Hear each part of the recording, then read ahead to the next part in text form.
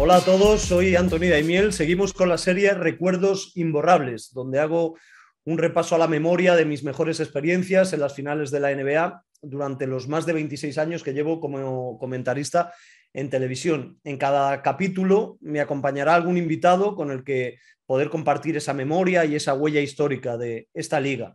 En el capítulo de hoy nos vamos al año 2009, que es obvio, es un año muy importante para la relación entre el baloncesto español y la NBA. Pero antes nos ponemos un poco en situación. Precisamente en junio del 2009, el mes de las finales de la NBA, un poco después del título de los Lakers, falleció Michael Jackson a los 50 años. Otra curiosidad, en el 2009 Rafa Nadal ganó por primera vez el Abierto de Australia y curiosamente lo ha logrado por segunda vez en este 2022.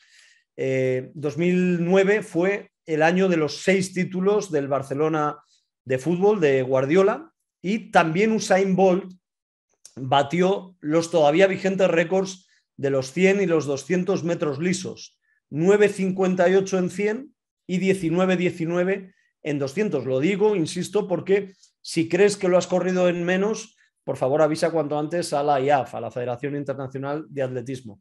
En música, en el año 2009, yo creo que destacó sobre todo el Viva la Vida de Coldplay, aquí en España el Moving de Macaco, y en el cine yo destacaría la película Slumdog Millionaire, ¿no? Que recuerdo que fui a ver al cine y me impactó, ¿no? Y además fue triunfadora en los Oscars también.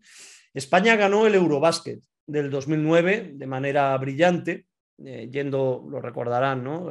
Los que lo vivieron como aficionados, yendo de menos a más en ese campeonato. Y bueno, pues sí, el 2009 fue el año en el que nos dejó el que fuera mi compañero durante más de una década en las retransmisiones televisivas de NBA, Andrés Montes. En cuanto a la NBA, pues el MVP de aquella temporada 2008-2009 fue LeBron James, jugando en Cleveland Cavaliers, en un equipo, aquellos Cavaliers de LeBron, antes de que se fuera a Miami, que esa temporada ganaron 66 partidos. Tremenda la cifra de victorias de aquellos Cavaliers del MVP LeBron. El rookie del año fue Derrick Rose con Chicago Bulls. Y el máximo anotador, Dwayne Wade, que ya había sido campeón en 2006 y que promedió esa temporada 30 puntos por partido con los Miami Heat. En el este, el mejor equipo en temporada regular fue Cleveland Cavaliers, con esas 66 victorias. Hubo otro equipo, Boston Celtics, que ganó 62 partidos. Era el vigente campeón, había sido campeón contra los Lakers de Pau Gasol en 2008 y se fue a 62 victorias. Pero se lesionó Kevin Garnett. En la segunda mitad de la temporada se lesionó, trató de volver, se reprodujo la lesión y ya fue un jugador con el que no pudieron contar y fue determinante, desde luego, para lo que ocurrió en los playoffs del este, donde fueron protagonistas los Orlando Magic, que fue el tercer equipo clasificado en temporada regular con 59 victorias, que es una cifra también considerable para aquel equipo de Stan Van Gundy. En el oeste, bueno, pues era digamos, la segunda temporada de Pau Gasol. Pau Gasol había llegado a los Lakers en el 1 de febrero del 2008, había completado de manera brillante y llegando a la final y perdiendo contra Boston el final de la temporada 07-08, pero la 08-09 fue la primera temporada completa de Pau Gasol en los Lakers y fue un rodillo ese equipo de Lakers, 65 victorias. Y luego hubo 3 equipos por detrás, bastante por detrás, empatados a 54 victorias, que eran los Portland Trail Blazers, los Denver Nuggets y los San Antonio Spurs, omnipresentes, ¿no? en esta década en el oeste. Orlando ganó 4-3 a Boston, insisto, sin Kevin Garnett, en una serie en la que estuvo mal Ray Allen, ganó 4-3 Orlando a Boston y ganó 4-2 a Cleveland Cavaliers, a los Cavaliers de LeBron. LeBron hizo una buena serie, pero fue decepcionante su porcentaje en triples. Hizo 11 de 37, 29% en triples. con un Dwight Howard en los Magic dominante. En esa eliminatoria hizo 26 puntos, 13 rebotes. Lakers en la final del oeste se enfrentó a Denver Nuggets de Josh Karl y Carmelo y ganó 4-2 Lakers. Por lo tanto, se enfrentaban en la final del 2009 con un jugador español con una presencia tremenda en el equipo favorito, en Lakers, Pau Gasol. Bueno, pues se enfrentaban Los Ángeles Lakers y Orlando Magic, así que vamos a dar paso a nuestro invitado de hoy. Hola, ¿qué tal? Aquí estamos con Hada y Miel, Crónica en Rosa, y con un prestigioso columnista de la prensa de Chicago. ¿Qué tal? Bienvenidos al club, a este curso baloncestístico 2005-2006. Qué bien te veo, de Miel. Estamos preparado, ¿no? Qué bien nos lo estamos pasando, de Miel, aquí en el Álamo Dome, en San Antonio, Texas. Buscando la felicidad con la NBA. Pues ya está con nosotros el invitado de hoy, Rubén Álvarez, periodista del País, muchísimos años y con el que coincidí en muchos viajes a Estados Unidos y especialmente en esas finales consecutivas y los 2 títulos de Pau Gasol. ¿Qué tal, Rubén? ¿Cómo estás? Hola, ¿qué tal, Anthony? Muy encantado de volverte a ver y Sí. hablar contigo. Un placer estar aquí contigo porque compartimos muchos ratos de disfrute, por supuesto, no solo como periodistas, también como aficionados al baloncesto, por lo que se suponía, Rubén, que era pues ya digamos, la resolución de una historia del baloncesto español con la NBA, pero bueno, pues había llegado en 2008 Pau Gasol a los Lakers, sabíamos que era un equipo competitivo, teníamos esa ilusión, y bueno, cuando comienzan esas finales del 2009 eran los favoritos, ¿no? Estábamos convencidos de que iba a llegar el anillo de Pau Gasol. ¿Cómo recuerdas, bueno, pues esos primeros meses de Pau Gasol en los Lakers, la decepción del 2008 y luego cómo el equipo, bueno, pues no solo mantiene las constantes, sino que yo creo que se refuerza más en su convicción? Era un equipo prácticamente idéntico, el del 2008 y el del 2009 de Lakers, pero sobre todo la importancia y la presencia que tenía Pau en aquel equipo, ¿no? Sí, yo creo que es una temporada, Anthony, que es esencial. Yo diría probablemente que es la mejor temporada en la carrera de Pau y es esencial para él y es esencial también para los Lakers y para Kobe Bryant, porque Kobe Bryant venía de una temporada anterior en la que no había estado muy a gusto en el equipo, ni con el equipo, ni el equipo con él tampoco. Y lo que sí recuerdo fue sobre todo la gran explosión de ilusión que se produce en Los Ángeles cuando llega Pau.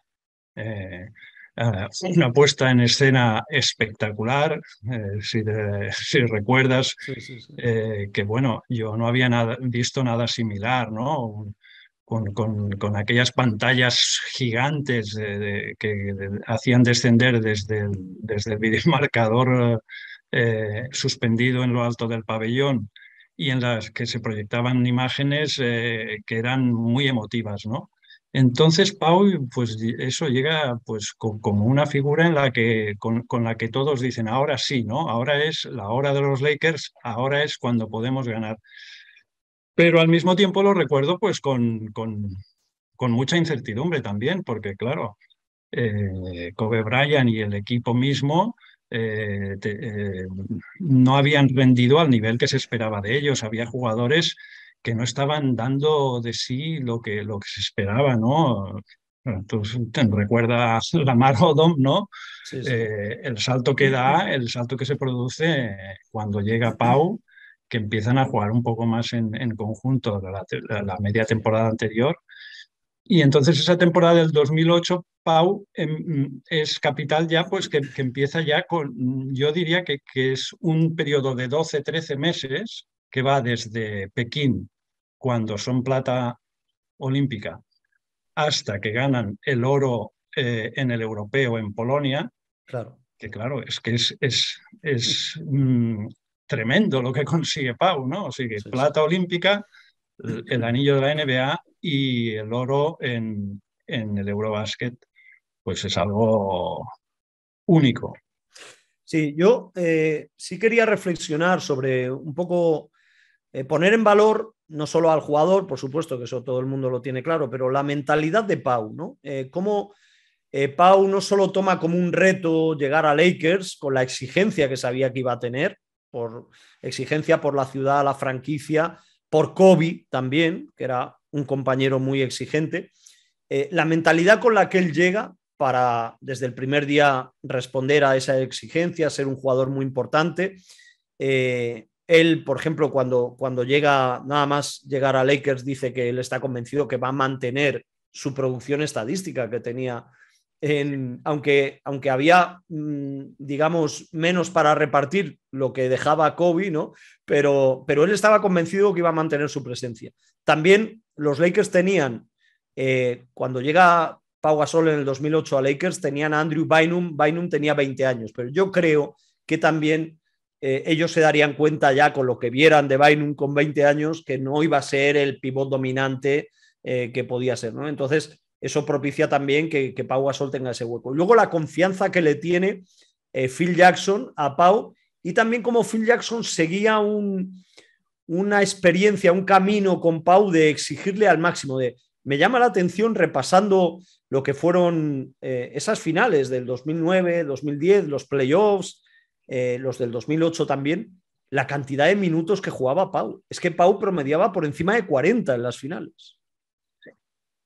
Sí, es que Phil Jackson se da cuenta de que tiene un diamante en bruto con Pau, que es de alguna manera la pieza que hace encajar a todo el resto de las piezas.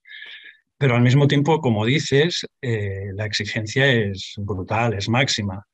Y Phil Jackson, todos lo conocemos, no se muere de la lengua, no es políticamente correcto. Él, una de las cosas que primero le dice de Pau, después de ensalzar todas sus virtudes, es que el tren inferior no es físicamente lo potente que debería ser para resistir en los embates de tantos pivots como existen en la NBA con una potencia física máxima, ¿no?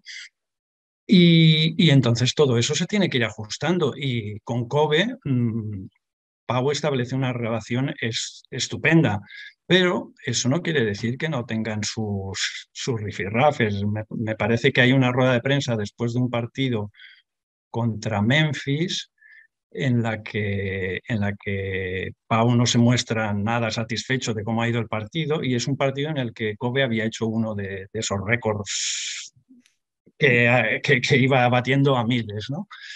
Y eso no le sentó bien a Kobe, por lo visto. Luego hubo otro episodio en el que le preguntaron a Pau cómo iba la temporada y demás, y Pau dijo que se tenía que ir ganando sus tiritos, como diciendo que le estaban dando poco juego para poder tirar, ¿no? Y eso también le sentó un poco mal a Kobe. Quiero decir que todo fue yendo un proceso muy condicionado, sobre todo por lo que había pasado en la primera media temporada esa, en la que no consiguen ganar el título. Y respecto a lo de la potencia física de Pau, en el séptimo partido de la final del 8, Phil Jackson dice que él se da cuenta de cómo va a ir ese partido en el que los Celtics arrasan a los Lakers en Boston, en una jugada en la que llega Garnett como una locomotora, pasa por encima de Pau, hace un mate y Pau intenta, pues desde el suelo, intenta protegerse para que el otro no le pise, ¿no? Y dice Phil Jackson que, claro, los árbitros no pitan nada absolutamente, y dice, a partir de ese momento ya sabía que ese partido lo íbamos a perder, y lo íbamos a perder por paliza. Sí. Hay que recordarle a los más jóvenes que en la 2008-2009, la del anillo de Pau, el primero, era un bloque, como he dicho antes, muy parecido al de los Lakers del año anterior, que habían perdido la final. Quizás yo destaco que Trevor Ariza es un jugador que aumenta, mejora su rol, su papel, tiene más protagonismo. Luego, mediada la temporada, hacen un traspaso de estas cosas de Phil Jackson y de los Lakers. Radmanovich se va y llegan Shannon Brown y Adam Morrison. Adam Morrison, que apenas jugó, había sido una elección alta en el draft, un muy buen tirador, pero que apenas jugó, ¿no? Y bueno, pues Bynum sí está en esos playoffs, juega 17 minutos por partido en los playoffs. Los titulares pues eran Pau Gasol, Lamar Odom, bueno, Derek Fisher, por supuesto, Kobe Bryant, estaban con mucho protagonismo. En los playoffs del 2009, Kobe promedia 30 puntos por partido y Pau ya juega, como decía antes, 40,5 minutos de media en los playoffs, ¿no? 18 puntos, 11 rebotes, 2 asistencias, 2 tapones. Y centrándonos en la final, hay que decir que era favorito Lakers, pero se entendía que era un equipo peligroso Orlando, por cómo había ganado a Boston y a Cleveland, y porque era un equipo con buenos tiradores, buenos gestores desde el exterior, Jameer Nelson, Turkoglu, Rashard Lewis, y luego tenían el pivot dominante, yo creo, de aquella época, que era Dwight Howard, un joven Dwight Howard, ¿no? Por lo tanto, era peligroso. Y el primer partido lo gana Lakers en casa fácil, por 25 de ventaja, y en el segundo hay una prórroga. Es el primero de los 2 puntos claves, yo creo, de la final. El segundo partido se juega una prórroga y me llama la atención, Rubén, que tanto en ese segundo como luego en el cuarto, porque el tercero lo gana Orlando, el cuarto que también necesita prórroga, en las 2 prórrogas Pau es muy importante. O sea, Pau anota mucho. Me parece que en el segundo partido, en la prórroga, el parcial de la prórroga es 13-8 para Lakers y Pau anota 7 puntos, y en la prórroga del cuarto partido pues también Pau anota 5 puntos, acaba 12-4 la prórroga y Pau anota 5 puntos y Kobe 4. Así que digamos que cualitativamente hablando fue un jugador determinante. Determinante, sí, absolutamente. Y la defensa Dwight Howard, ¿no? Sí, sí, por supuesto. O sea, él llega a esas finales con el estigma, ya lo sabemos todos, de que un año antes le habían acusado de ser un blando, y ese soft, ¿no? Sí, sí. Le llegaron a llamar Winnie Pooh, el personaje este de los dibujos animados. Sí. Y Gasoft.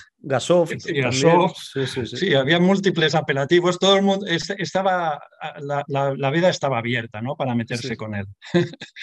Entonces él llega a esas finales, hombre, habiendo demostrado que ya se había enfrentado a todos los grandes pivots y les había plantado cara y les había incluso superado a la mayoría.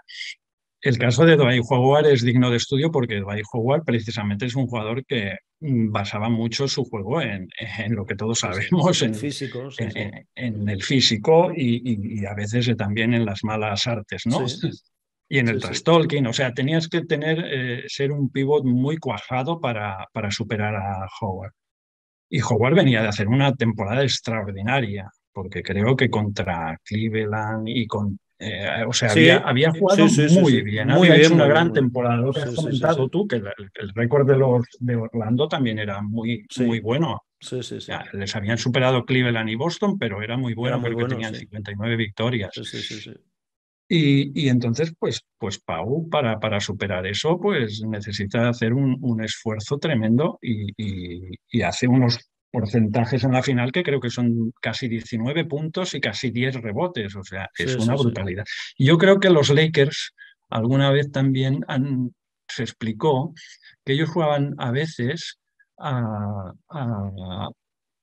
tiro exterior, a dejar que el rival se entretuviera con los dobles marcajes a Kobe y a Pau, y jugaban muchas fases de los partidos con esos jugadores importantes, ¿no? Que eran de Ariza, Lamar Odom, o el mismo Fisher, o cuando entraba Bolton, o entre esos jugadores. Ariza en el cuarto partido, que es clave, porque al final el segundo con prórroga lo gana Lakers, por lo tanto la serie se va a Orlando con 2-0, el tercero lo gana Orlando, partido apretado también, pero bueno, lo gana por 4 puntos, 2-1, y en ese cuarto partido, que se va a prórroga, ahí Ariza fue muy importante también. Metió 13 puntos en el tercer cuarto, en un momento muy complicado para el equipo.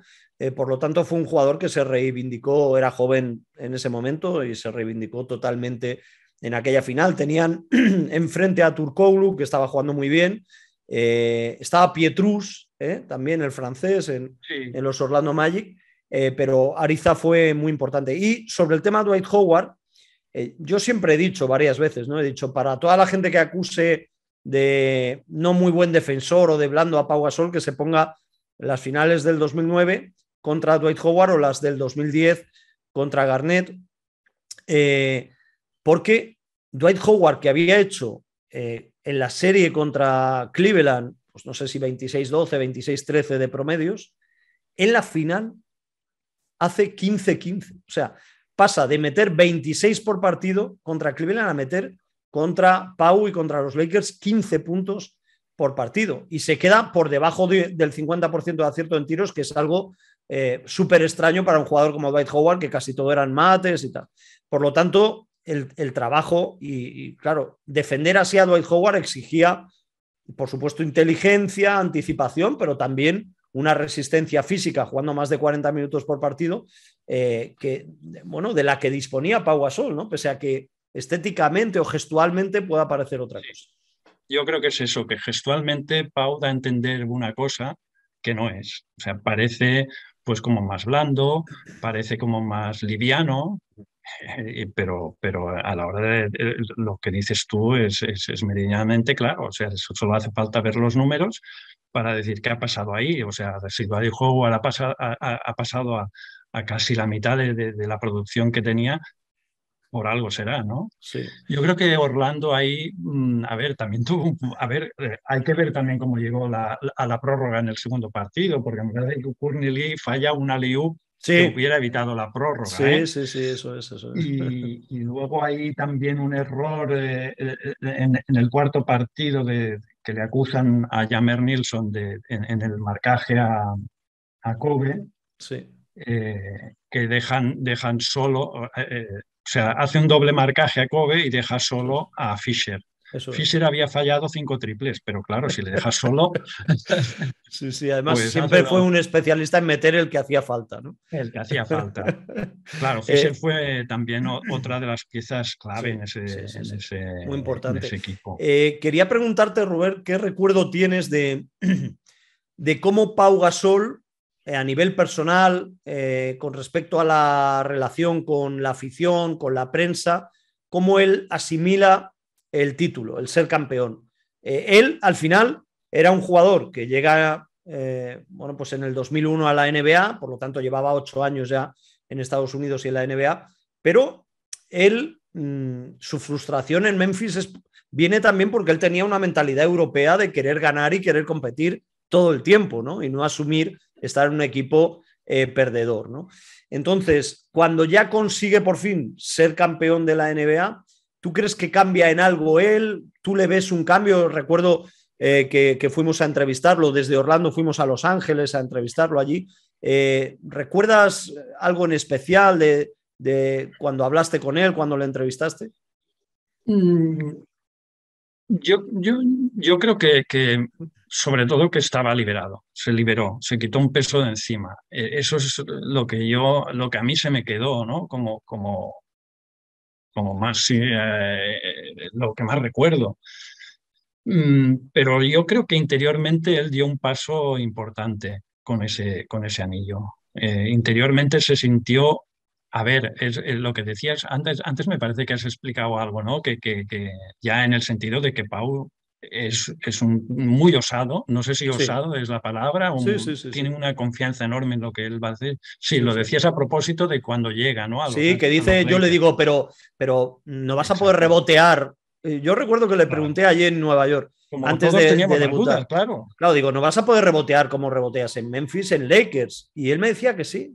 Dice, no, y yo mis números van a ser los mismos y yo voy a ser All-Star jugando en los Lakers, ¿no?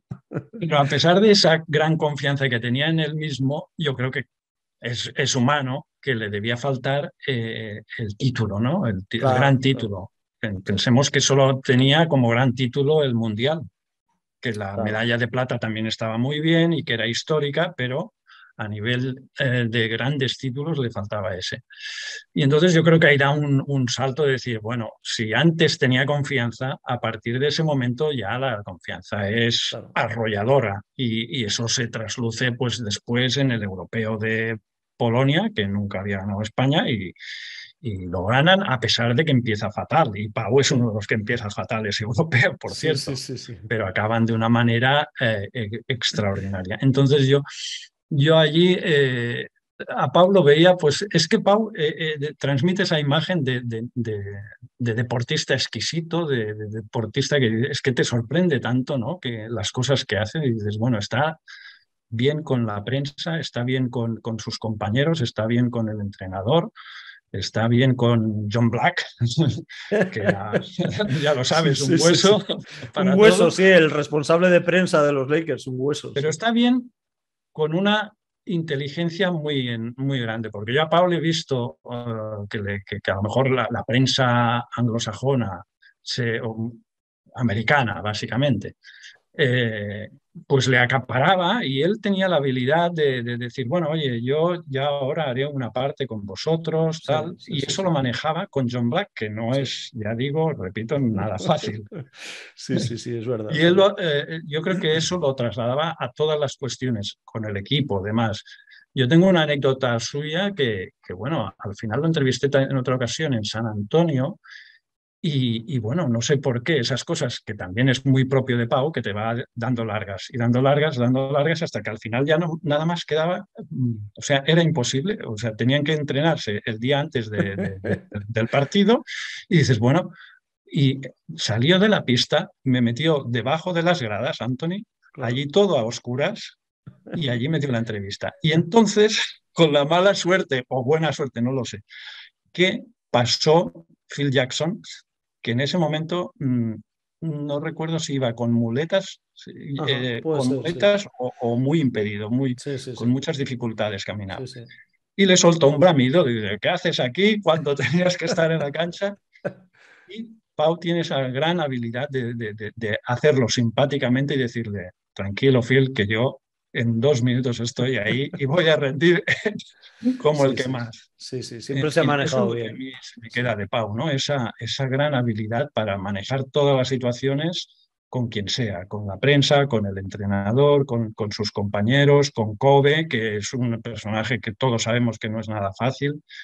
Y yo creo que en ese sentido, pues claro, dio un paso más porque, por las figuras con las que tenía que codearse allí en los Lakers. Rubén, ya para despedirte, quiero preguntar, ahora que has dejado eh, el diario El País y que ya no tienes esas obligaciones laborales, ¿ves más NBA o quieres en un proceso a veces también habitual, bueno, pues apartarte de lo que ha sido una obligación para ti, ¿no? Que era seguir el deporte y eso? Es decir, ¿el deporte ahora es más entretenimiento o quieres que sea menos?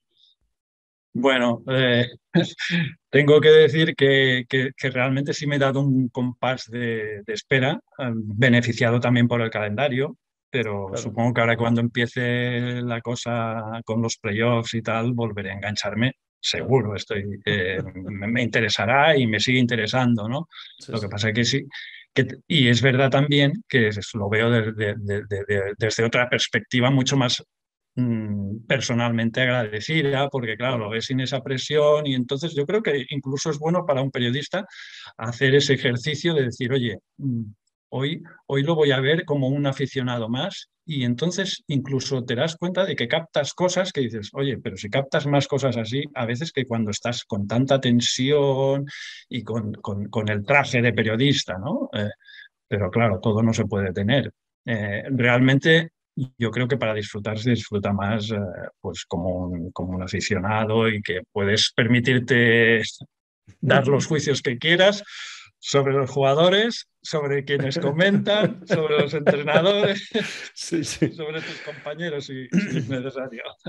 Bueno, pues espero que hayamos podido hacer digamos, un dibujo de lo que fue ese final de primera década del siglo XXI, que fue muy importante para el baloncesto español en cuanto a su representación en la NBA.